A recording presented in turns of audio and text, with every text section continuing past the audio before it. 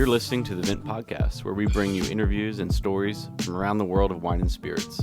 From winemakers and critics to sommeliers and master distillers, we'll explore the people and businesses who are instrumental in shaping the future of today's food and drinks culture. Enjoy the show.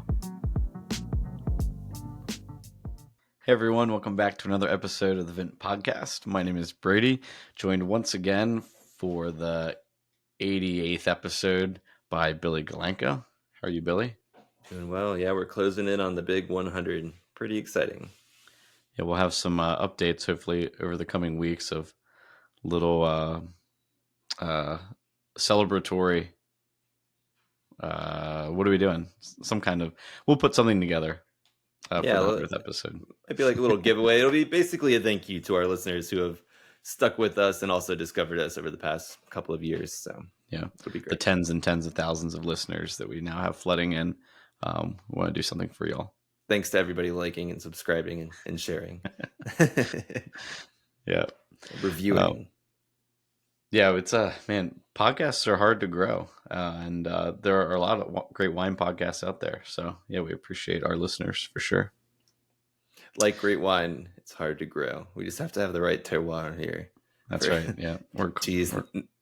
Now we've lost all of our listeners. All right. Yeah, how was your weekend? Good. But I want to lead with you. Happy birthday. The birthday boy had a great weekend, I've heard. What did you have to drink? So I guess the main event was finally got down to visit Sagamore Distillery. That's awesome. The distillery is downtown Baltimore, but really leading the Maryland rye revival. And I've gotten into collecting all their like different finishing series, like cask finish, like single kind of one-off batches and projects that they do with finishing casks. And I've got a bunch of different ones released over the many years, and it's hard to find them. Like they don't just pop up on store shelves, especially in the area. And I went down there and they had two distillery exclusives. One was Albarino cask finish from a Maryland winery, which was cool. And then they had a sour ale finish from a brewery in Maryland. So it was really cool. There's local collaborations and casks that, I've never seen another whiskey finish in Albarino before. I'm sure they're out there, but that was really cool.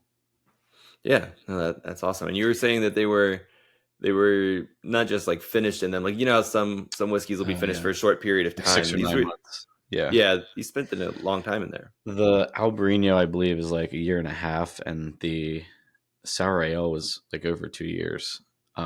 They do many of their, for instance, their Armagnac finish was 3 years and a month, I believe. So yeah, really long finishing, and these are like usually 4 to 6 year old whiskeys. So to start before they go in the casks. Mm-hmm. That's really cool. Yeah, I wonder. A lot of the more time whiskeys spend in a barrel, the more they can seep into the wood. So you not only get some of that character from the previous liquid, but then you also get some of the wood character, and then obviously some oxygen over time. So that's really cool. I bet that adds to them. Yeah, it was a good experience. It was interesting comparing that experience to all the different distillery tours when we were in Kentucky together as a team. It was pretty much the same spiel, but we only did one rye.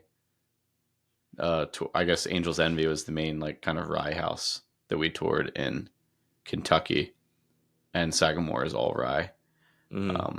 Well, high rye, it's not straight rye or 100% rye. But yeah. So it was pretty cool. Nice. Yeah, that's pretty.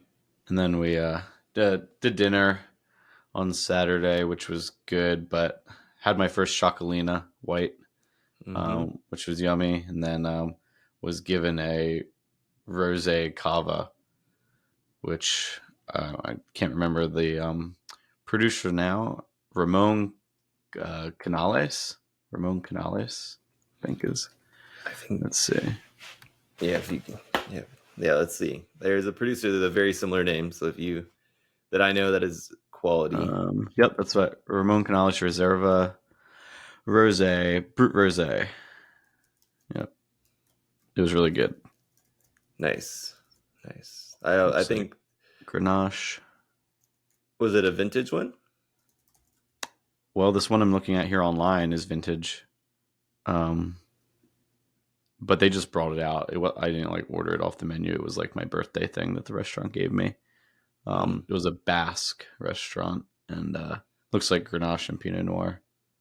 Traditional method, 24-month on the lees. Nice. I So mean, yeah, it was good. nice. Yeah, I still hold that Cava offers some of the best value traditional sparkling out there. I think Oh, for sure. not many people argue with that, but still, that's pretty awesome. Yeah, Cava is usually my choice on like by the glass lists if these still wines aren't super compelling. Just go for the $8 glass of Cava. So Nice. Well, I want to touch on sparkling colored beverages, I guess we'll say. Sparkling reds. We've kind of briefly touched on them recently, and I've remained on my kick, so I figured I would inform everybody on a little bit more detail, maybe a little bit more in-depth look at Lambrusco. But before we do that, I also had a whiskey experience last week. I have read, and there's an author, highly recommend him, named Dave Broom, spelled just like you would think, an actual broom. He wrote a book called The Way of Whiskey. It has a longer title, but it was basically him driving around Japan, and what he was trying to do is draw a parallel to the craftsmanship culture, the thought and time a lot of Japanese craftsmen put into their goods and the whiskeys that were produced there. And he would drive to different regions and see if there were parallels in how the whiskeys were made in the local craft, and the attention to detail, which I thought was a really cool way. That was when I was, a few years ago, working at Vint, trying to learn more about Japanese whiskey as we got deeper into selecting these spirits. So he recently came out with another book. If you're watching on YouTube, I have it here, A Sense of Place.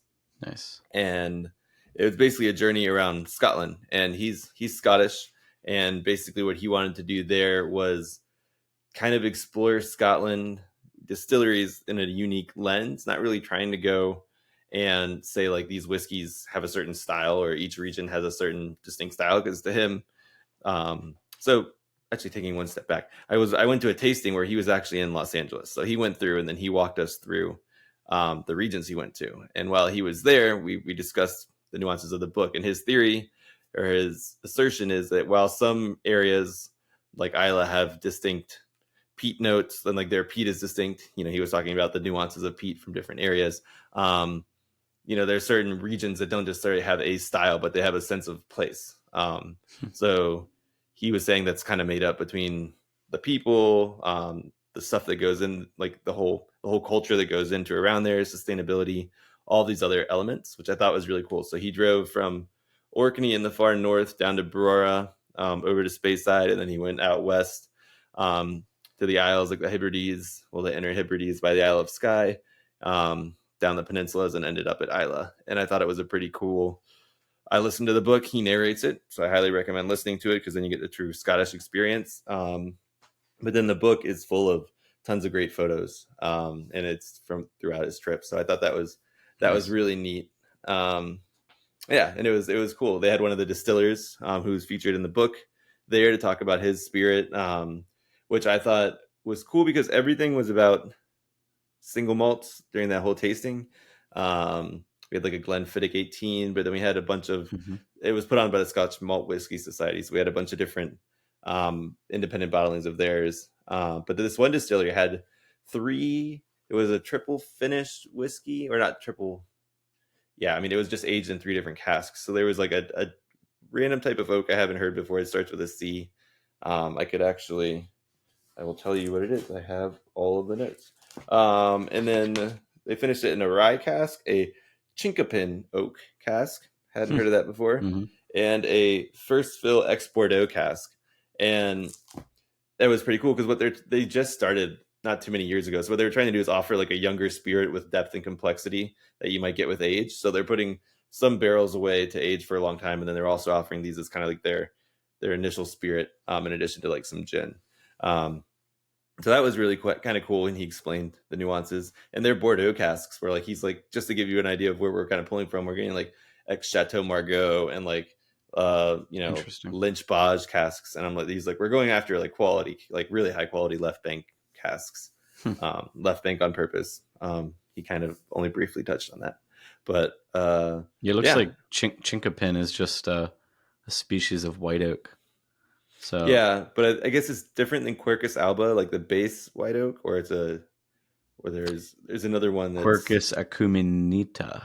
yeah. Quercus alba is what's typically known as white oak, and this is like commonly confused. He was mentioning that, but it gives off a little bit different notes. But so yeah, it was cool. Loved to kind of taste around. I'm going to be continuing to pursue my whiskey education in different ways, but I thought that was pretty neat. A unique experience to meet the guy. Nice. Yeah. Hopefully we'll get to talk more about Scotch and Japanese whiskey over the coming year, because I've been venturing farther into Scotch now too, and Japanese, it's harder. Like locally, it's harder to find stuff. So, starting with Scotch and then going from there. Yeah. Part of my side project is researching all the whiskeys, and there's good news on the Nika front. They're going to be importing more of their range of spirits to the U.S. So cool. That'll be exciting. Yeah, where was I the other day? I saw like the widest selection of Nika that I had seen in a store. I think it was actually here in it was a place right near my house who has like a massive selection of whiskey in general. Their prices are just not that great. But basically anything, like if you really want to pay, you'll go in and you can find whatever you want. So cool. Well, now moving on to my other recent passion, sparkling red wines. I kind of briefly touched on this. I had a Lambrusco Sobrara last week, and then this week we were at one of our favorite wine bars, and they had a red wine from Germany, a sparkling red wine. It was actually half Dornfelder and half Sylvaner, or not half, but a blend of the two, probably more Dornfelder due to the color. That was pretty cool, and it made me kind of think about sparkling reds that, number one, people should kind of get into them a little bit more. And the next day I had a sparkling Barbera, but it was also from Emilia Romagna. So I wanted to kind of take some time today to explain a little bit more about what Lambrusco is, because not every red wine that comes from Emilia Romagna is Lambrusco, but Lambrusco also is more than just a region. So people might know like Prosecco was originally considered a region, or it is a region, but it was also the name of the grape. And now they've renamed the grape Glera, and the region is just called Prosecco. So right now, Lambrusco still has a region. It has a bunch of different DOCs, but underneath that, there are actually grapes that are called Lambrusco something. They're Lambrusco varieties throughout Italy. Yeah. So throughout Italy, there's apparently over 60 potential varieties of Lambrusco, and 12 of them are commonly used in Lambrusco today.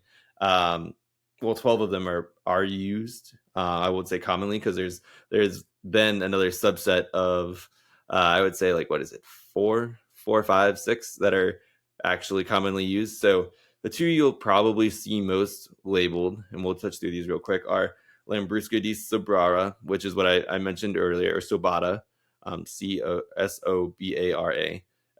Sorbara. God, I can't spell. That is probably tends to be more of my favorite styles, although the one I had recently wasn't my favorite because it's a lighter color, lighter body, really high acid. Almost drinks kind of like what you were talking about, your sparkling cava. Yeah. Then the other one that's really popular is Lambrusco Grasparosa, which both of these actually have their own DOC. So Lambrusco di Sobara is actually from an area called Sobara. There's also Grasparosa. That's more of like a style. That's just the name of the grape. And it has its own DOC too. The other ones that you may see around, actually, let me get into Grasparosa though. Grasparosa is inky, big, dark, rich, almost like chocolatey. So it's bubbly, but it has almost like a frothy head. Like it couldn't be more different than the Sobara. So that's where people can tend to gravitate toward one or the other. These are all made in a style, I think, to be full spumante, they have to be over 11% alcohol, and to be frizzante, like just slightly bubbly, they have to be over like 10.5. And then what some other people may see is a style called amabile. That's another name as well, but it basically just means like lightly frizzy. That only has to be like 8 or 9%. So that's kind of what it's like effervescent. And it tends to be a lot sweeter because to get the lower bubbles, they tend to stop the fermentation earlier.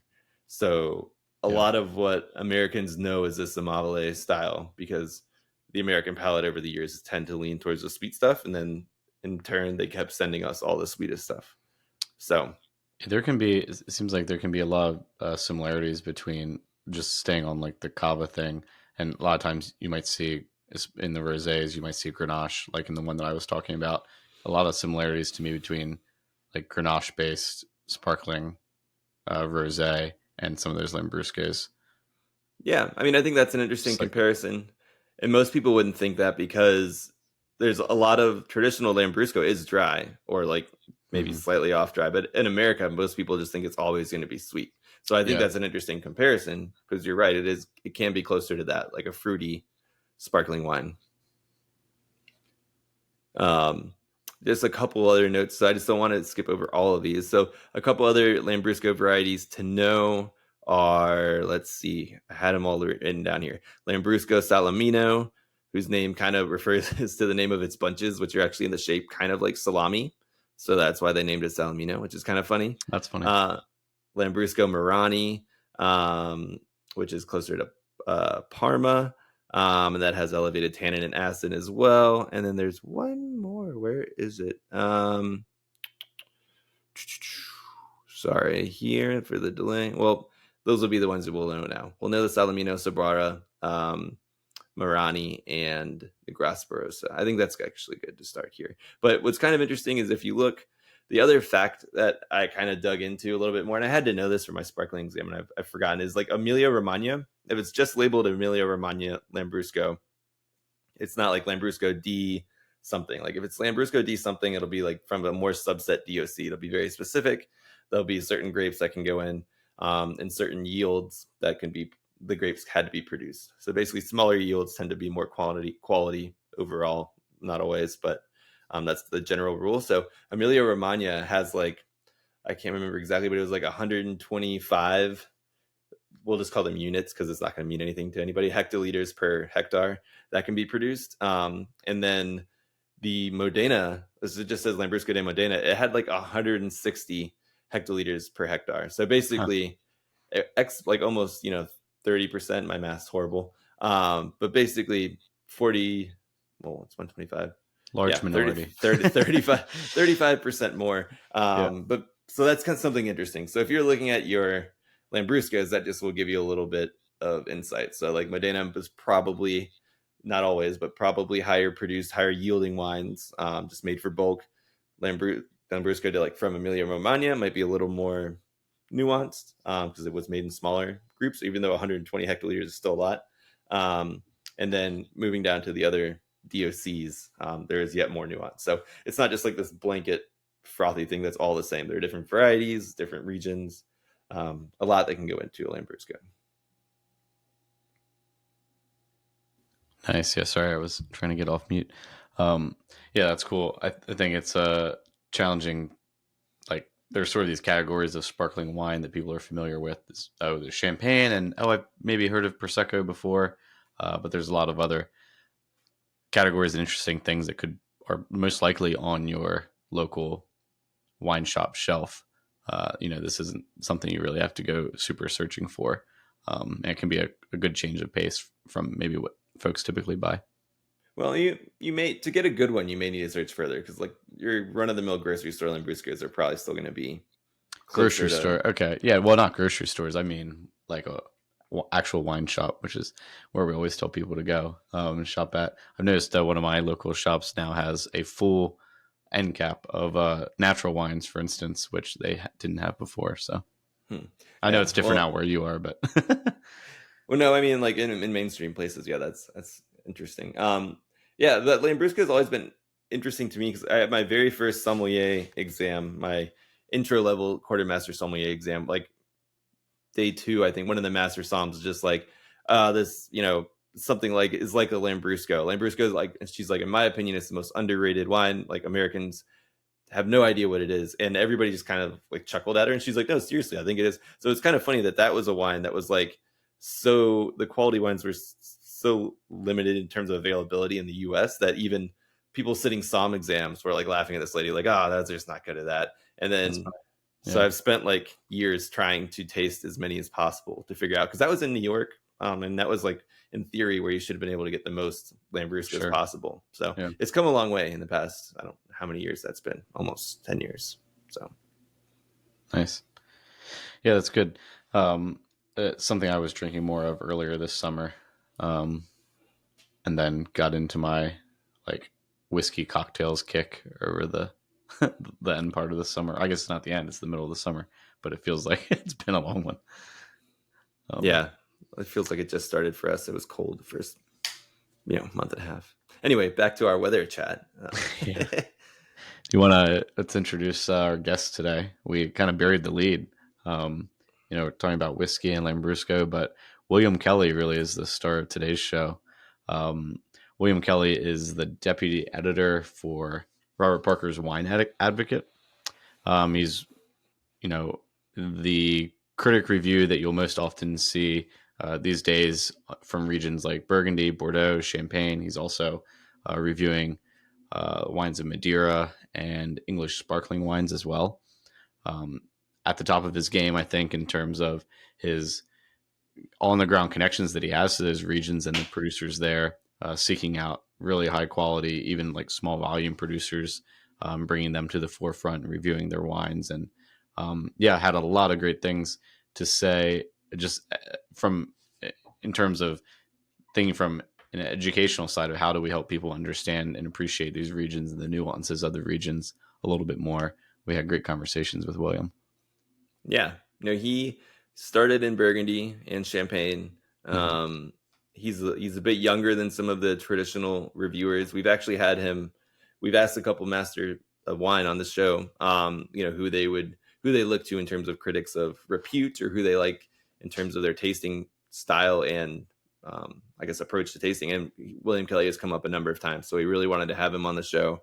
And then what he's done is he's kind of progressed beyond Burgundy and Champagne, like Brady said, and on to places like Bordeaux. And he's bringing the same mentality. In Burgundy, he actually works some vines, he owns some land, and he really appreciates all the work that goes on in the vineyards and the cellar. So he's been bringing that same approach down to when he does Champagne, but also to Bordeaux, which he's just more recently been getting involved with the Wine Advocate. And he's been claiming that, he's among some of the first critics to actually ask to go into the vines and to check out, more of the winemaking process and the viticulture process, as opposed to just, viewing the chateau and doing a giant tasting. So I think you get a lot of insight into how a wine critic approaches things, and kind of a little sense of where he thinks the future of wine tasting should be going. And I guess a whole lot of stuff, a lot of viticultural stuff, winemaking in Burgundy. What else, Brady? I feel like we covered like everything humanly possible. It was cool hearing him talk about his project, just Domaine William Kelley in Parr, in Burgundy, and he's got a small plot there, like Billy said. And I just appreciate the it sometimes feels like two different worlds, like the producer and the vineyardist and the winemaker world versus the critic world. Just sometimes feel like super separated in my mind, and he brings those worlds together in a really great way, both in his critical review process and, like you said, being in the vineyards, but also in his approach now to winemaking. I think he has a unique take on it. So it was great to hear from him. I hope you all enjoyed this interview with William Kelley.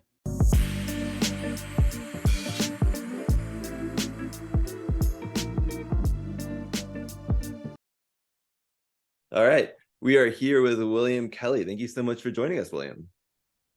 Real pleasure to be here.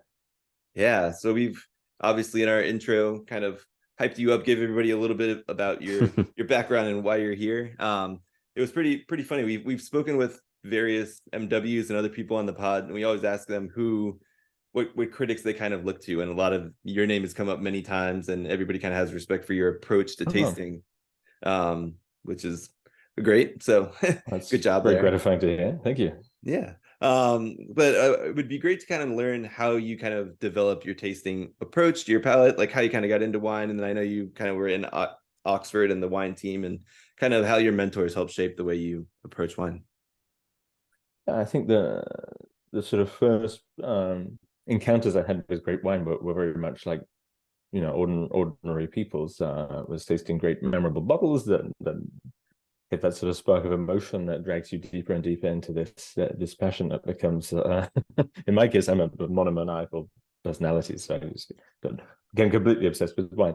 It's pretty much all I talk about now. I think I have a very limited range of conversation, much to the chagrin of my sort of non-wine friends who have to, find me talking about free sulfur levels with winemakers over dinner when they're stuck in between us.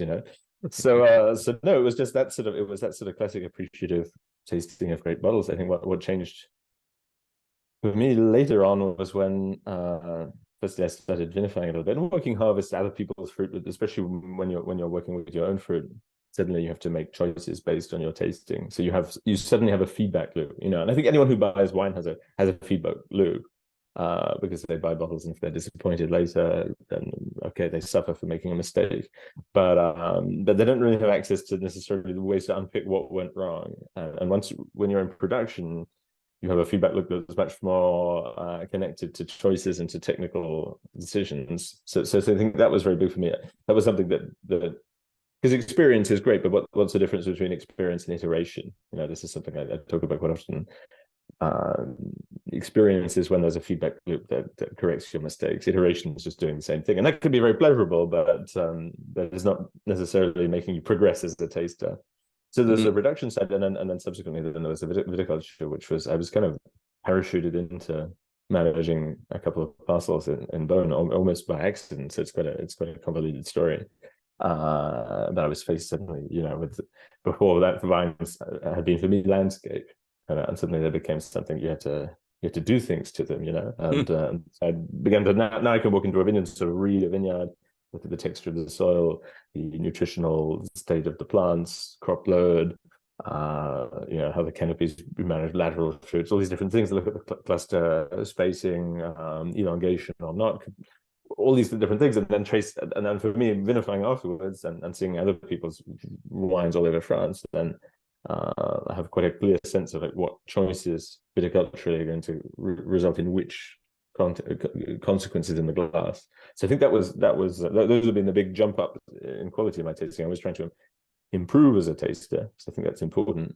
It's very easy to get a bit self-satisfied when you're a wine critic with a certain influence over the market, and especially a lot of producers, especially in Bordeaux, trying to make you feel like you're a genius or whatever. But I always want to improve every year, and I'm always looking back at what I've done wrong. But my first encounters with mine were very much different from that. I'm very much, as I said, very appreciative, classic, ordinary consumer encounters, just very passionate consumer who definitely was lucky to be exposed to a lot of very old bottles, really well preserved old bottles, things like that. But beyond that, I think pretty classic kind of apprenticeship, if you like.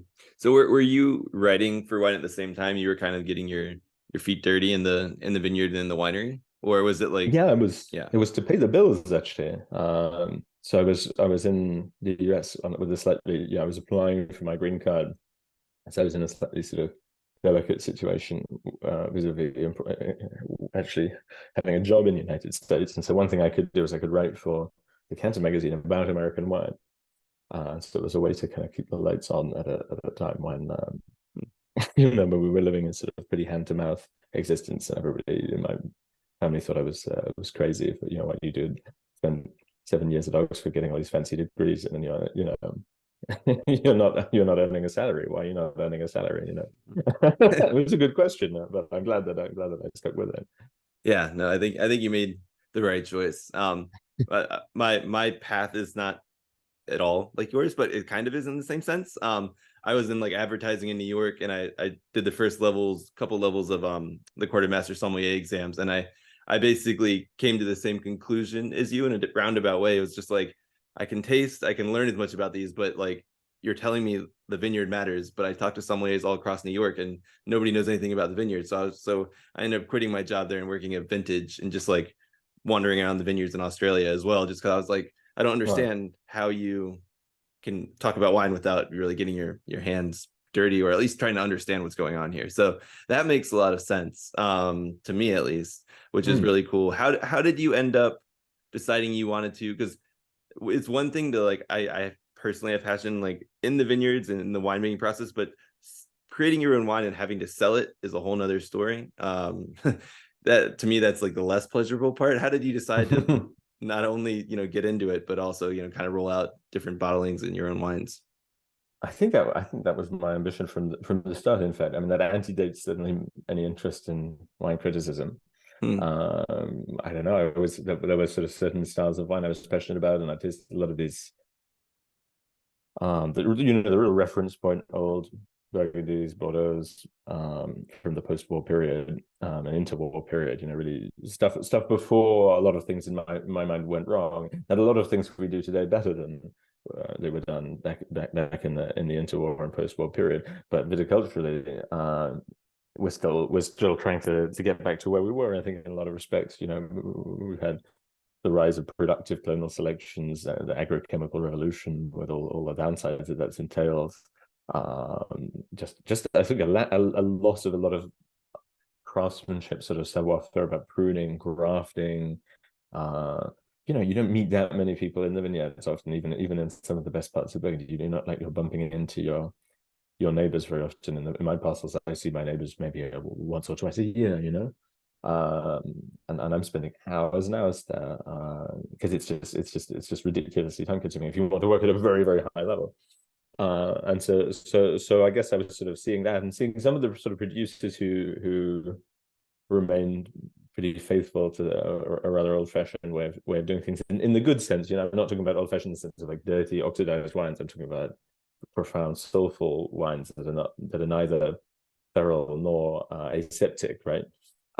People like Koch, who kept in Marceau doing long lavage on the lees, bottling very gently by hand. These sort of traditional rather time-consuming processes because it takes. You in a bottling line, you could bottle Koch's whole production probably in 2 days, and it takes them probably about a month to bottle everything by hand. So it's boring, some of these things, even it's repetitive manual tasks, but which, when applied very thoughtfully, can create what for me is one of the last remaining great art forms, because you're talking about how many people in the world can take something that they grow, create something profoundly emotionally moving that then has the capacity to travel 50 years through time and are all around the world. That for me is amazing, so I was always, that always appealed to me, and I guess I had that combination of naivety and arrogance necessary to think that I might have something to contribute to that. I started out making wine in California, Chenin Blanc in Clarksburg, and I never really thought that it would be possible to make wine in Burgundy, but then things kind of changed, and actually in some ways it's maybe easier to make wine in Burgundy in California, because firstly everyone wants to buy it, and secondly it's not quite as closed a place as you would think it is. So what was it during your time in California that you really got your hands on some of these reference point wines that you're talking about, or how did that, because that's not everyone's experience? Mainly at university, honestly. University. I understand. I had a very good older friend, a family friend, who became a real mentor for me, a guy called Hugo Dunmelon, being a wine writer who's a protege of André Simons, so direct link to sort of that old school of British wine writers like Simon, who was actually French, and Harry Waugh, people like that were kind of, Hugh Johnson, that sort of circle of people. And he had a cellar that was in complete chaos. I think he'd been divorced twice, flooded once, and moved house 3 times. But there were about 7,500 bottles, and he'd stopped buying wine in the early 80s, more or less. So it was 7,000 or so bottles, mainly from 30s, 40s, 50s, 60s, early 70s, first half of the 70s mainly, And so I organized that for him, and we drank a lot of bottles together, and he gave me some bottles. Still have a few bottles of things that he gave me, which are very special bottles for me. And that was a great apprenticeship in these the things that you don't normally get to taste. I think especially our generation has huge impediments, both pecuniary and simply in terms of do those bottles even exist very often anymore? There are not many left. They've been drunk.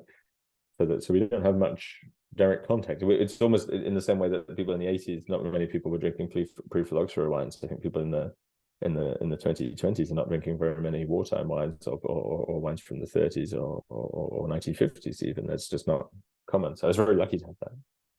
And that definitely has changed the way I see wine. You have to remember that something like, say, in Bordeaux, in the Medoc, average yields were below 20 hectoliters per hectare until the early 1960s. Mm-hmm. Right. And so today, the average yield you could regularly crop in Bordeaux 40, 50, 60 hectoliters per hectare. So we're talking about 3 times higher yields. This is a completely different world of viticulture. And maybe that was sometimes because a lot was lost to mildew. But still, it was just a very different world. So having, those old bottles are really like a time machine. And they for me were very thought provoking about, well, what are we doing today that we could maybe do a bit differently if we remove all the constraints, right? That's a nice thing about Burgundy. You can make wine without any constraints because people will pay for it. That's a great plus of Burgundy. I have you ever heard of the book The Road to Burgundy? Or I believe it's called The Road to Burgundy. Ray Walker's book. Yeah. I didn't know if you were familiar with that. Yeah, no, I've read it. Is he so he makes it sound like Brady, so and for our listeners, basically this guy was working in like Northern California, wasn't really into wine at all, started like was drinking some wine with friends, and then he like had Burgundy. He like turns out he really liked it. He just went like whole hog into learning about Burgundy, no other wines, and then he's like, I just want to learn about this. And then he moved to Burgundy and basically lived there, and then started trying to make wine. He was buying fruit from people, and I guess it's progressed. And if you know him, I think I'm afraid it ended rather unhappily, because there was a lot of trouble with investors and wine not being delivered, and convoluted stories with a lot of different versions of the story. And that was what I was going to ask. I was like, he made it customs, yeah. Oh, and the French custom, good, because the book ends with like, I just got like Chambertin. I don't even know how I got it, and then now I'm making. I was like, all right, it can't be that easy. He made it sound like anybody could just get up, because he's like, the best part about Burgundy is like nothing's added, so I just let it go, and then I have wine. I was like, I've actually tasted his wines once. I think the problem he had was more like the execution and the business plan, and he was getting the fruit. I mean, I think he was getting the Chambertin from Camus, which is perhaps not the best source of fruit, but he did have Chambertin. There's no question about it. But I think it was more like organizational stuff that brought him down, rather than, I think if you kind of have the cash, and you'll see, I mean, look today at someone like a Shogai or what's it called? There's a Maison Fang, and these guys are coming kind of out of nowhere, and they've got Grand Cru stuff. They're making like 50, 60 barrels. Boom. So if you have the seed capital, you can get the fruit. The question is, how good is the fruit? And do you kind of have a compelling aesthetic vision that you can actually transmit to the wines beyond just making wine, right? Because are you making appellations, or are you making wine instead? But it's not. That's what I was quite serious when I said the doors are not so closed as you would think. And I imagine even they're even more open now than when Ray was starting back in his first vintage was something like, was it 08 or 9 or 10, and that sort of era. Well, that's good to know. I'm not happy. Money is the impediment, huh? Yeah, of course. To give you some context, like a barrel of Corton Charlemagne this year is about 40,000 euros. barrel of Premier Cru Prunier about 30,000 euros. Gevrey about 7,500. Even Bourgogne Rouge, like just not very close to 2,000 a barrel. So you're talking your Corton Charlemagne fruit cost already takes you up to 133 euros a bottle just for the fruit. So that's the impediment to access. It's money.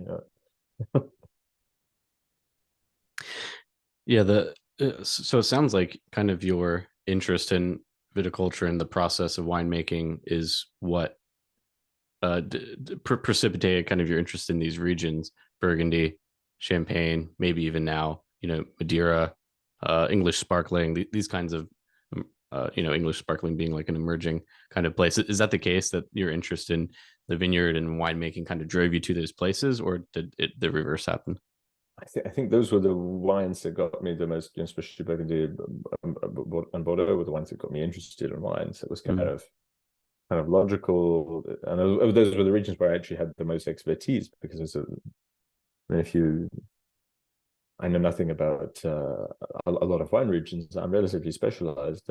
European cool climate regions and North America can do pretty good, but beyond that, I'm not the guy to help you pass a wine list that doesn't have any Bordeaux or Burgundy or Champagne after that, which I'm more or less fine with, because I think everybody has to specialize, and and there's so much emerging. It's far from being elitist, because there's so much emerging stuff in those regions that remains extremely dynamic. In fact, I think critically speaking, a lot of like so-called lesser appellations in Burgundy have harder time getting oxygen, as it were, in the media than, say, someone who plants a vineyard no one's ever heard of in a place never had vines before, in the middle of Sonoma Valley or whatever. You can get a 100-point score for your third leaf California Chardonnay if you do the right things. But if you're in the Mâconnais, you can't get a 100-point score, because you're not in Montrachet.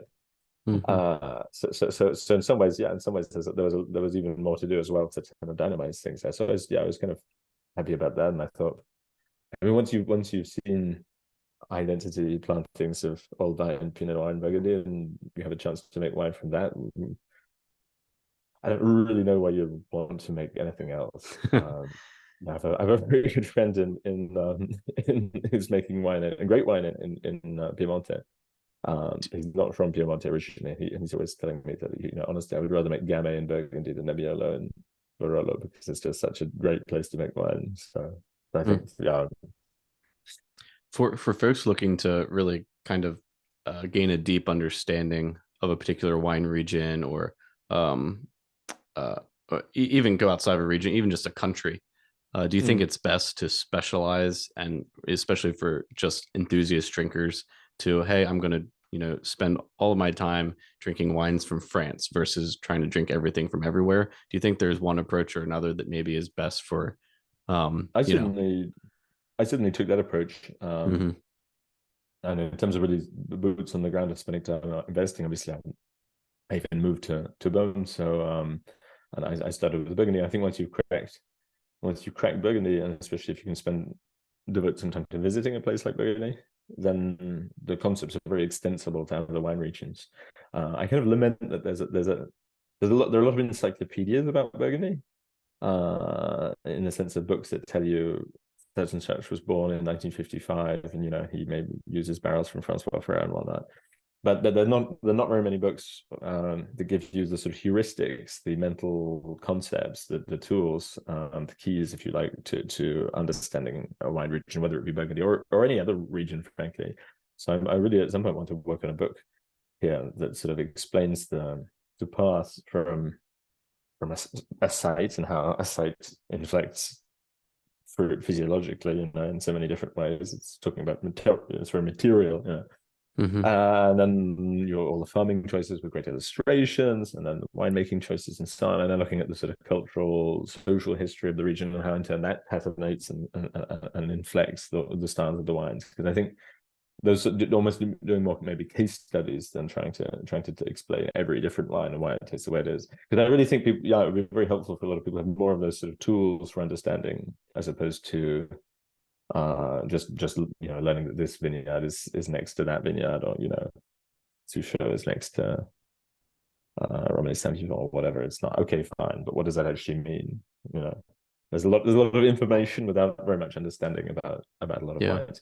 So, but if someone really wanted to crack wine, I think you should start with a difficult region, and it doesn't have to be an expensive one. You could really get into top wines of, say, Côte Chalonnaise and Mâconnais, and then you'll learn so much about Burgundy that would be completely extensible for the rest of it.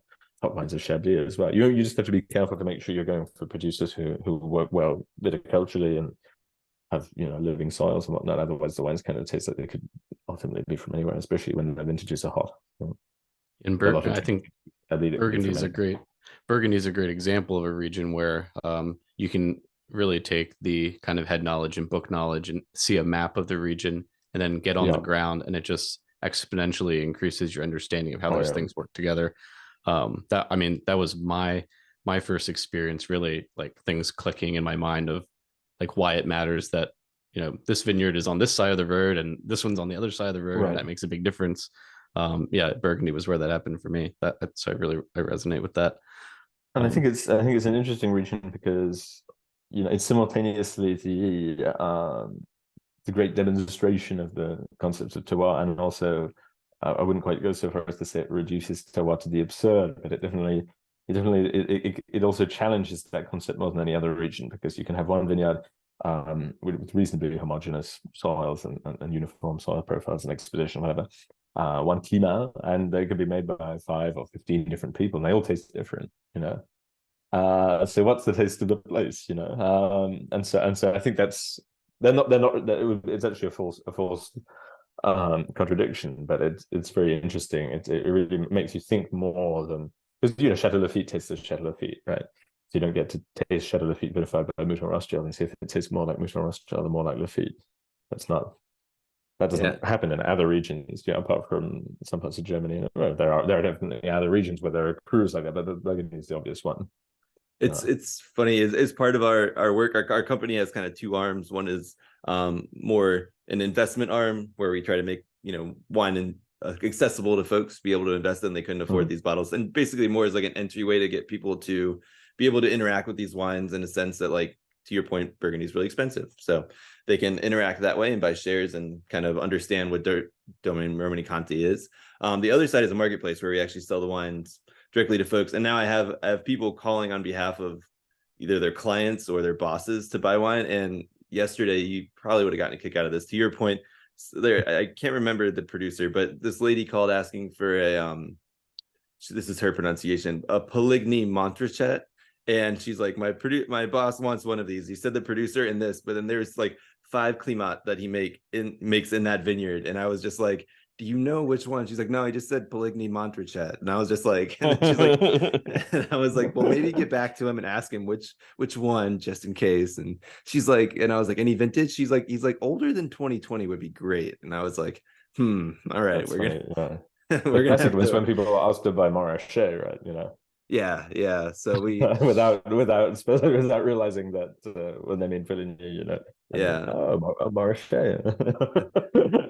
But so I guess at the same time, while it is for us, it's really exciting and interesting. For some people, that's why it can be intimidating, because also it's hard. Some of these French words are hard to say. How would you say, like, a good way to easier way into some of these regions would be, I guess? Is it like, having friends recommend, or is it like, how do you like kind of start diving in without, going first thing on appellations and micro appellations? Yeah, I think producer is always the better way to go for it, and then to understand. I think you need to compare wines made by the same person in the same vintage from different places. What about like negociants? Like, if you wanted to start at like a really high level, like a not like tour there, but like a Drouin or something, like, what is that helpful at all? I mean, I think maybe you look at someone like the Domaine wines from Bouchard and Perrotti, in terms of because they have a larger domain holdings, and so there's a bit more consistency within the range than some of the other negociant houses. Shadow also have quite a lot, but Bouchard found pretty well, and but I would tend to focus on trying to get some wines that are sort of more or less adjacent or similar sort of sector. Look at Côte de Beaune Reds, or look at a few different whites from the same producer. In that case, if you want to say Bouchard, by all means. I think that's interesting, because you need to be, you want to try to isolate some variables and then understand the variables, and then you can proceed to compare different producers of the same vineyard. The more you can isolate, the more you can have meaningful comparisons. What are some I was going to wait till the end to ask, but I'm just kind of curious now. In Burgundy, where are some value regions that you're seeing? Are we talking about like fixing, or I can't never say Fisson and Marcinay? Are we talking like value coming from up there, or like further south, like you were saying, close to like in the Mack? I would go with there are definitely really good values to be had in Fisson and in Marcinay, but I would always go for a particular producer, because you can buy some terrible, Marcinay is a big appellation, you can buy some terrible Marcinay. Same with Fisson, there's some terribly made wines, So and the problem is, as soon as these things get talked about a little bit, the prices just go nuts. But someone like Cyril Adouin, Domaine Adouin in Marseille makes a really great range of wines that remain very reasonably priced. And Amélie Berthaud is doing a great job in Fissin. I think people know about that for a little while now. But yeah, I think just in terms of pure value, there's some interesting stuff going on in the Côte de Nuit Village appellation. So this is a appellation that's shared between a number of communes. People like Camille Thirier, who started out as a micro-negociant, is now becoming a domain. She's bought some vineyards. She works really hard. The wine's really good. In the Haute Côte, there's some interesting people like Boris Champy in Côte de Beaune, and some interesting producers in Côte de Nuit as well. As soon as you get out the really fancy postcodes, a lot of Burgundy is not very expensive. There's great stuff in the Mâconnais. I mean, there's not. You really have to focus in on the right producers, though. I try to write a lot about those producers. I think it's important, but if you just go and buy blindly any given appellation, I think you're guaranteed to be disappointed almost. Yeah. So you were mentioning once you get out some of those, I guess the bigger name appellations in Burgundy, there's value. You were also mentioning the same about Bordeaux. Can you mention or like dive in a little bit about how your approach to both tasting in Burgundy and Bordeaux for work actually is kind of changing or breaking the mold a little bit, how you're kind of getting out and trying to see what people more on the fringes are doing? Yeah, what I was used to doing in Burgundy was visiting the producers and tasting the wines and seeing their vineyards, which is a very natural thing to do if you want to understand what you're talking about, it seems to me. And it's also the only way you can do things in Burgundy, precisely because there's no real culture of sending in samples to mass tastings. I mean, people used to do that back in the 80s, 90s, but none of the interesting producers would deign to do it today. And most of the little ones are not organized enough to do it. So really, trying to organize a mass tasting with a kind of a regional body is a great way to taste a lot of boring wines, honestly. And I have done it, so I can speak from experience, not just prejudice. So when I came to Bordeaux, it's a novel idea. You visit the producers, right? You visit the wineries. But no, that's not how it was done to a significant degree. It was done by these sort of abattoir tastings of lining up 200 plus samples in a room and knocking them out and spending a week in the region or 10 days in the region to cover the entire region that way. And that just didn't seem to me to correspond with the way I like to work. I don't think I would have done good work doing that. Wow. Yeah, I honestly don't think it's good to work that way. I will say that. I'm not going to pretend that everyone has a different way of working. If you taste too many wines in a day, tannin accumulates in your palate. You favor higher alcohol, higher pH wines, less good. So let's not pretend that that's not the case. That's also demonstrably true. That's written into the history of Bordeaux over the last 20 years. How the style of Bordeaux, in fact, adapted to make wines to perform well in this kind of context, right? And get the scores that made the wine sell. So this is the whole problem. So I'm not going to be polite. And so I went to visit, probably visited about 450 chateaux in my first year covering the wine outfit, which was, physically speaking, very tough. I kind of look back on it with a bit of horror, like why did I spend that much time apart from my family, and so on. But I did do it, and it was very revealing, and I think it's helped to get away from a situation where we were kind of just, the wine press was just validating that these estates that everyone had been loving on for the last 10 years were still good. Some of them were never good. There are others who've been doing better work in the interim who deserve to be at the top. There are some who've slipped. There are some who are viticulturally not where they should be today compared to some of their competitors. You still have some very prominent estates using glyphosate and then just harrowing afterwards, which means you have more superficial rooting, you have less organic matter in the soil, and then they wonder why they have extremely high pH in vintages like 22. So these are the people who are not up to 11. So I hope everything's very political in Bordeaux. So but I really try not to fall into the trap of being too diplomatic. People in Bordeaux will laugh when they hear that. But I think it's really important. I mean, what on earth is the point of wine criticism if we don't criticize anything?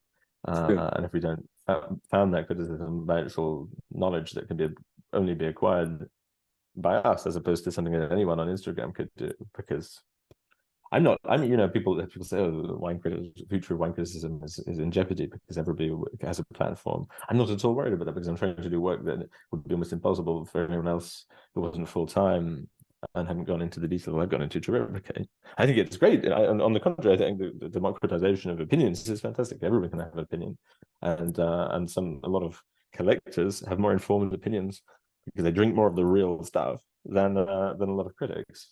What critics should be adding is information that collectors can't get.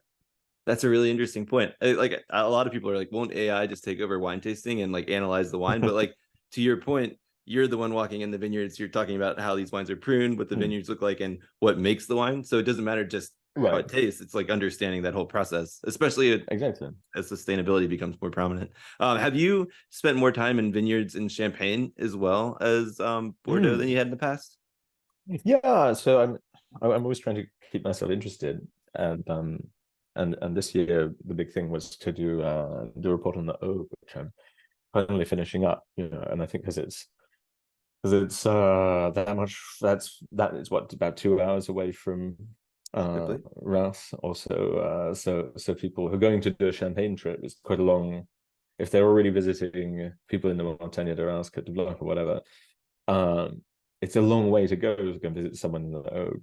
It's closer to really Chablis, right? Or... Yeah, it's equidistant, more or less, between Beaune and Rouse. And closer geologically, closer to Chablis, and geographically as well, for that matter. Although driving is complicated because there's no direct route. Right? France is very convenient for driving, and if you're trying to get from wherever you are to Paris, it's a radial road network. But if you ever want to try to remove within the spider's web, it can be very time consuming. But no, so that it's never really, people covered Emmanuel Lassane, and people covered certainly Cedric Bouchard, but beyond that, the Aube has gotten very short shrift, and it's very interesting.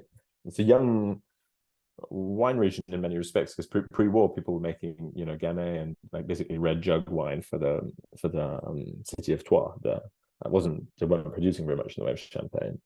And so it's a relatively young region producing sparkling wines, producing great for sparkling wines a bit longer than that, but still. So it's very dynamic, and it doesn't have, you go to a Vise, there are certain ways people make wine in a Vise, and you have to be someone like Salas to completely turn that on its head. Whereas if you're making wine in Landreville, there's no real Landreville style. No one's going to say, oh, you have to make your wine like this. So that's been exciting. Been trying to free up some time for that. But I have such a volume of work at the moment that in some ways that's one of the big challenges. What I really need to do is what I'm very passionate about doing actually is trying to find some more young people to take on at the Wine Advocate, to mentor and train up, have them do harvest, people maybe with a production background or an enology background rather than the sort of classic MW type background, or someone who's worked in another publication. I would really like to hire people who've not worked in other publications, so they haven't learned a particular way of doing things. And I think that we're in a profession that needs to renew itself, because it's it was frankly why is there not a bigger cadre of middle-aged wine writers today, right? Because there are a lot of old wine writers, and then there are a few young wine writers, and there's still a lot of old wine writers writing. And there's nothing against being old, but ultimately it is a job that requires a certain amount of sensory acuity, and we all know that the precipitous decline of taste buds that happens after a certain age, and it varies from case to case. But I don't really see the interest in having 80-year-olds assessing huge numbers of wines sensorially. Older people have a lot of things to bring.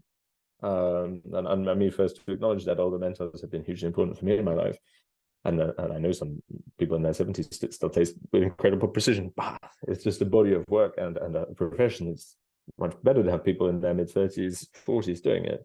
But nobody has those jobs because the people at the top, I think, kind of suppressed any competition for the last 30 years, and so we kind of we're going to have a sort of situation soon when people have to retire, and then there's just going to be a lot of young people who don't necessarily have much in the way of experience with the reference point wines, and we're in a sort of perilous situation. So I think we need to address that, and we can't just, I think the days of just going around poaching people from other publications in a sort of rather incestuous circle have to be broken. So if anyone listening to this is a young person with a production background who wants to write about wine, drop me an email. Yeah, you're about Whereas to really, poach really Billy. You're about interesting. to poach Billy from us. He's right here. Hey, He no, sees no, it but in my really, eyes. it's super important. It's super important that this starts to happen. And so I'm trying to devote more of my time to looking at that kind of thing. Yeah. Yeah, I have a question I wanted to ask, sort of about vintage variation across some of these regions, because I think in, um, for enthusiasts especially, I mean, I'll just speak about the States because that's my experience.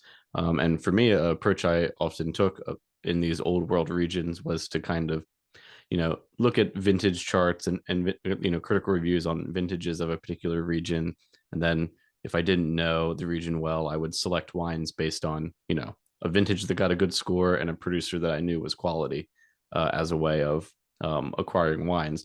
First, what do you think of that approach generally as a way of exploring some of these regions?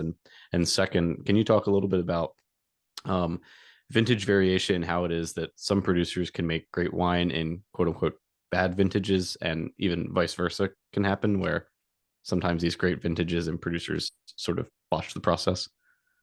Yeah, I think the two questions are very related for me actually.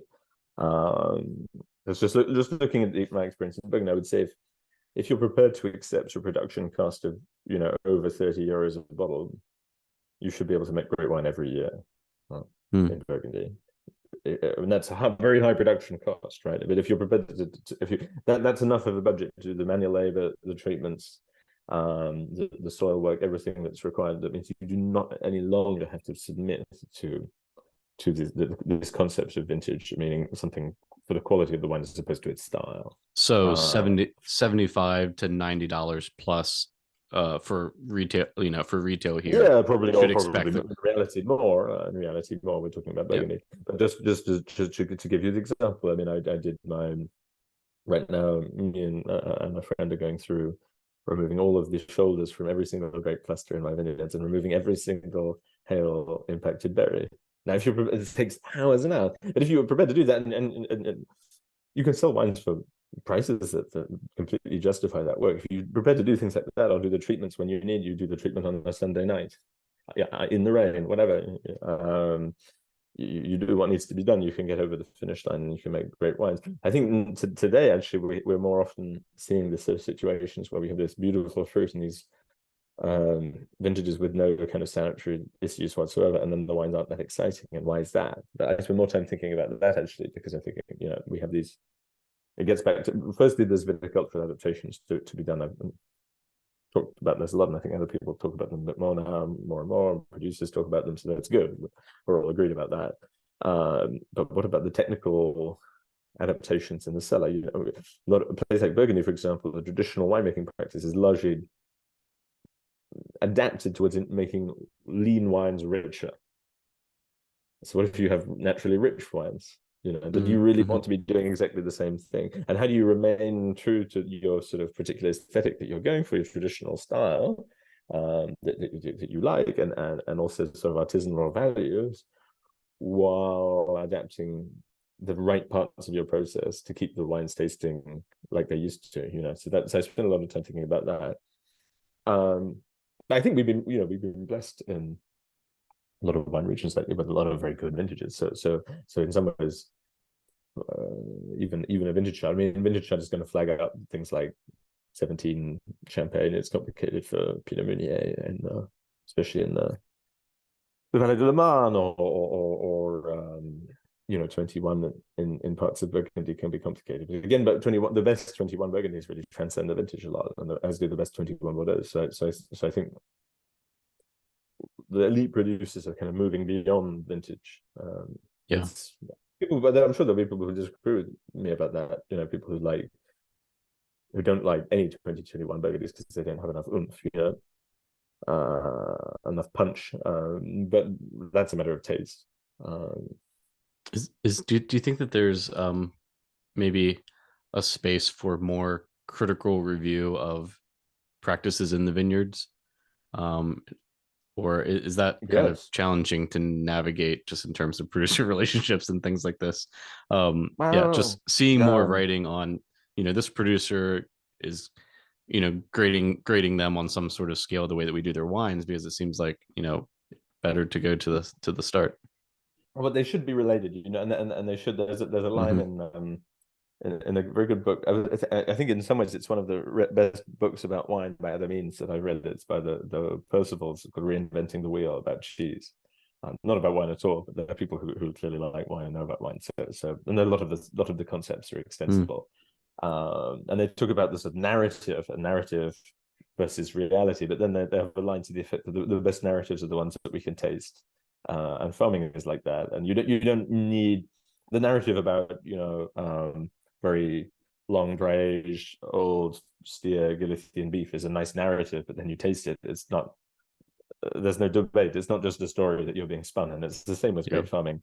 No, I think generally the press needs to go into these things a bit more and needs to understand these things and take the time. And you can learn this stuff. It's not nobody's too old to learn more about farming and to spend more time in the vineyards and visit people's parcels and try to understand the variables, and then be a bit less afraid to say some stuff, frankly, because I think a lot of as a wine writer, it's very easy to get almost afraid of your own shadow. And people think the other day, oh, you must try to be, oh, you should be careful not to upset too many people in Bordeaux. I don't care. I really don't care. If the consequence for me is that I'm not allowed to taste wines that I don't like, cry me a river. Really, it's not.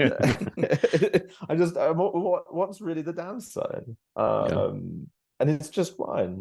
It happens to be something of incredible importance to me, but so important that I'm certainly not prepared to pull punches. And that's not to say to be gratuitously rude, but if somebody is doing a terrible job of farming in Le Morichet or something like that, then somebody should say something, and that is our job. So it's theirs too. It's not just yours, right? Right. Yeah. So I'd like to see a bit more of that, and I'm afraid the wine journalism has this sort of superficial appearance of collegiality, whereby everybody's, oh, great work, he's a great this or he's a great that. Actually, wine writers love nothing better than when another wine writer is banned by a property, and they all gleefully sort of comment amongst each other, and they never say, well, in fact, we're all implicated in this, and this is a terrible way to proceed, and you should take criticism on the chin and improve your practices if they're right, or explain why they're wrong if they're wrong. But no, they get everybody loves it's not a it's not. It's only, as I said, it's only superficially collegiate. But in fact, I think it needs to really be professionalized a little bit, frankly. Yeah. Now, that makes sense. That's a really good perspective, and I think that it's right that, what you say, it's not in anyone's interest for you to quote unquote pull punches, and it's also the responsibility of the producer to be held to that same standard as well. So I don't, I know we're getting closer to time here, but I don't want to skip over just talking a little bit about English sparkling. That's been something that Billy and I have discussed a little bit on the podcast recently, and interested on, how do you what sort of reference point do you provide when you're kind of exploring some of these new wines from England? I mean, we don't want to, just like we try not to compare Oregon to Burgundy, try not to compare, England to Champagne, but it's kind of difficult. So what's sort of your approach there? Yeah, I'm not so afraid of those comparisons, honestly, because I think, people planted Pinot Noir in Oregon and started using French oak barrels and French winery names. Sure. Burgundian style winemaking, and then Burgundians started investing, and everyone said it was great.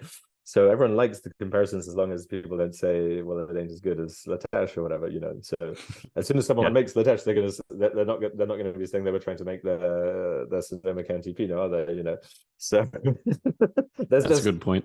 I don't know. Some of that stuff seemed to be a little disingenuous. Again, similarly, we went to make sparkling wine in the UK because we planted champagne grape varieties in champenois soils and used champenois winemaking, and then when it's not as good, we say, oh, well, you shouldn't compare us. So I'm a little skeptical of that. I think you kind of implicitly one's comparing everything. Wine tasting is a comparative exercise inherently, and it's unavoidable. So I don't really have any problems with that. I think UK is in an interesting spot because production is going up and up, and I just saw for the first time for a little while sales fell in the last year. They made a big push in the US, and I don't know how much traction that got. And you may have a better perspective on that than me, because my feeling is they maybe went a couple of years too soon with a big push for products that were quite expensive, and there were a lot of stuff. There were maybe 3 producers widely distributed. That I can think of. There was an attempt a couple of years ago to, just before the pandemic, to push it a bit harder. Wine GB did made quite a push for that. I don't know. I'm still I haven't spent enough time visiting vineyards down there to see what people are doing as well as I should. Climatically, it's still not a sure thing to get the kind of ripeness that you might want to do. And I was a little disappointed to see the extent to which a lot of bad practices of Champagne viticulture had been adopted, in terms of, like, you take this sort of completely virgin soil that's never had anything grown on it, it's just been meadowland, and then you start using herbicide under your rows of the vineyard you just planted. It just makes no sense, stuff like that. And there are definitely exceptions to that, thankfully. But I think it's still a pretty immature thing. But what's been your experience of what you've tasted? Well, the first experience is that the distribution here to the States is extremely limited, and the price point is extremely high. I'm not sure you can really enter there for under $45 or so, I think, probably, which is, and there's a lot of competition at that price point, right? Right. Yeah, exactly. Like, there's a few that, at least on the West Coast, that you can get for like a non-vintage for like $30, but like the quality though is there are like I'm a K&L and I'm walking down. There are cavas and other sparkling from other regions that at that price point you can safely say you're going to get more quality. I think so. You have to want to drink English sparkling wine. It can't just be, let me get us something sparkling. It doesn't make sense. But I'm super interested in some of these smaller producers that I have no shot at getting wine from, because it's $300 to ship it and they only make 5 cases. right. It's so minuscule in production, but really interesting. It would be exciting to see more sort of artisanal stuff, and there's even some interesting things being done in still wine. I had a Chardonnay from Essex that was 14% alcohol the other day. Oh wow! I mean, so the ripeness issue at least has been solved. Have you get into all sorts of challenges of craft? Are they going to call it Coteau de England? That would be Coteau d'Angleterre. That would be funny. Yeah. Since Brady got to ask his question, I get to ask mine about Madeira. Are you still kind of up to speed with what's going on there? Is Torrontés making a comeback? That's my main question, because I love it. What's going on there? Any updates? I think that's also a challenging category to review, because the sort of glamorous wines and the ones that are most sort of exciting to me are obviously the old wines, and those are kind of a finite product, essentially. I mean, in terms of the way wine is made and farmed, and the kind of age of the wines, there's not really very much today that's comparable. And it's a difficult category to review, because, as I say, you could review these really exciting things, and then there are 5 bottles out there or whatever. It's just doesn't the wines basically don't exist. Or you can review all the sort of 5-year-old, 10-year-olds, and 15-year-olds, and it's bad for your teeth. Between the acid and the sugar. I think there are clearly some exciting things going on, and I admire people who are trying, because it must be such an uphill struggle, and the same with people trying to do things in Sauternes or some of these categories of wine that just the marketplace is not very receptive to, honestly. I mean, there's some of these regions I don't even know what the future of them will be. What will Sauternes look like in 50 years? I have no idea. Do you think? I mean, Sauternes is an interesting. Well, I guess Madeira has its own problem with cropping, with like people are planting bananas instead, because it's easier to sell some of that stuff. And then in Sauternes, I mean, look, most Madeira is used for cooking wine. Exactly. So, it's very difficult. Yeah, nobody wants. That's why Torrontés doesn't exist. But then also in Sauternes, they've had a number of the bad vintages, or like small yielding vintages, I guess we would say. Do you see like that improving with the way that, you know, viticulture is going to have to change with climate change, and then they can hold out until the next trend comes and botrytized wines are back in? I think the challenge for Sauternes is that a lot of people haven't understood what Sauternes is, right? Sauternes is in many ways the world's most compelling orange wine, because the botrytis digests the skin of the grapes on the vine. You have a maceration of the skins in the fruit on the vine, complete maceration. You know, the Sauternes must is puree. It's just sludge. When you press it, it's sludge. So you have complete extraction. So Sauternes is one of the only great sweet wines which is based not on acidity versus sweetness, but on bitterness versus sweetness. It's the bitterness from the complete botrytized extraction of skins. We're often in the absence of huge amounts of acidity. That's the compelling thing about Sauternes. And now what's the difference between Sauternes and Barsac? Barsac is flat and limestone. So you have low pH from the limestone, and because it's flat, the fog comes in and carpets everything. So you have more botrytis and more acid. Whereas Sauternes is these gravelly croups, so your botrytis is more localized, and you have a higher pH. You know, so it's actually quite simple to understand once you've understood the basics of the topography and the fact that this orange wine. But a lot of people there who are trying to make like light Sauternes now because they've realized it's not fashionable to make rich Sauternes. But so you're getting Sauternes without enough botrytis. That actually, because it's not got the botrytis, you haven't got the bitterness from the skins. So the wine tastes sweeter, even though there's less sugar. So that's very regrettable. It's kind of like light Sauternes. As a friend of mine likes to say, like light foie gras, you know, low fat foie gras. You know, it's just a non-starter. But the other real impediment is the complete like failure as a category from the point of view of serious wine drinkers, not mass market, but of dry white Bordeaux. Right, because the solution to Sauternes' problem is to, you know, do an early pick of everything that's not touched by botrytis and make really good dry Semillon-based wines that have real complexity, but and then make small quantities of super intense, very botrytized dessert wines later in the season, and not say we'll have this parcel for dry wine and this parcel for dessert wine. You need to do a negative tree. You know, you go through first. You make your dry wine from everything that's not rotten, right? It's almost like the people are making, almost like the Tokai model there. Like maybe they'll have to go to a Ganazu type thing. Yeah, and that was a traditional way of doing it in Bordeaux, for that matter, in the 19th century and into the 20th. But with the advent of this sort of, you know, cat urine scented Sauvignon dominated sort of international style of dry white Bordeaux, thanks to Denis Desbourdieu in the 80s and 90s with enzymatic processes and very cool fermentations and particular selected yeast and things to make this sort of, you know, New Zealand style Sauvignon Blanc, right? But make it in Bordeaux. Dry white Bordeaux was immediately killed as a category for people who like to drink things like, you know, Merceau.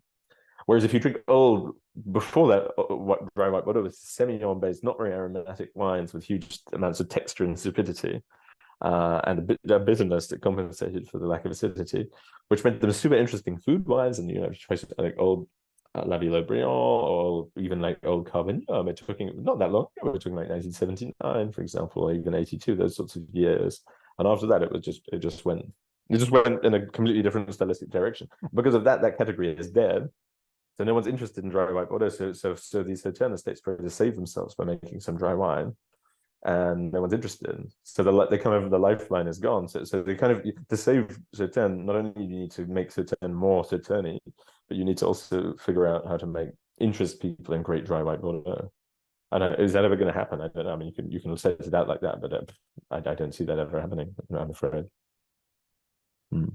So you'll continue to have sweet wines that don't sell and sort of Sauvignon Blanc style dry Sauternes that doesn't sell very well. And you'll find it and close out in French supermarkets and things like that. Which is a real pity, because there's some of the most, whenever I go there, I kind of want to buy a vineyard, you know. It's really, there's some special terroirs, it's really tempting. But then you're just like, wow, better not. Speaking of you buying a vineyard and producing wine, what's the best way to get a hold of your wines in the States? Well, we do have US importers, so Thatcher Baker Briggs is bringing them in, but there's not very much, and you know, I try to I try to be as discreet about it as possible because I'm not trying to use my journalistic platform to promote my Sure, yeah. wines, but they do kind of exist, and we have to sell some basically to pay for the cost of making more, right? And God, it's extraordinary. We installed AC in the cellar this year, for example. That's more and more important. And you can't imagine how much it costs installing AC in a cellar in Pomard. Yeah. So that was kind of why we had to sell some wines, Well, Billy and I use our podcasting platform to acquire wines that we couldn't get elsewhere, so we'll connect with you.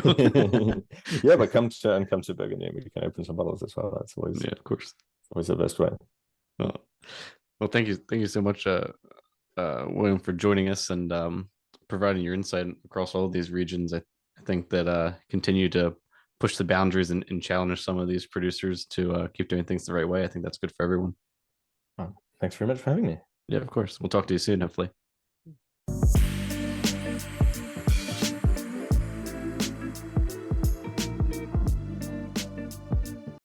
All right. I hope everybody enjoyed that interview with William Kelley.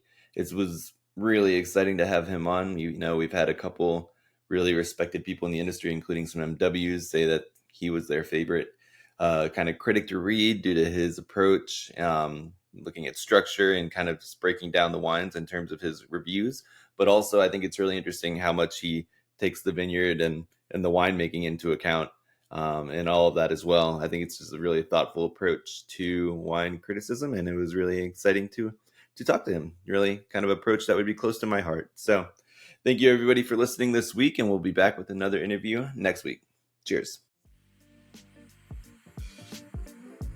To check out our current offerings and to sign up for the Vint platform, find us at www.vint.co. That's www.vint.co. For questions, comments, or feedback on the Vint podcast, please email us at support@vint.co. Vint and VV Markets are offering securities pursuant to Regulation A. Our offering circular as amended can be found on the SEC website. Past performance is no guarantee of future results. Investments such as those on the Vint platform are speculative and involve substantial risks to consider before investing. We may provide communication that may contain certain forward-looking statements that are subject to various risks and uncertainties. Information provided in any communications, including this podcast, is not legal, business, or tax advice. All prospective investors should consult a legal, tax, or business advisor concerning the subject matter of any communications and any offering.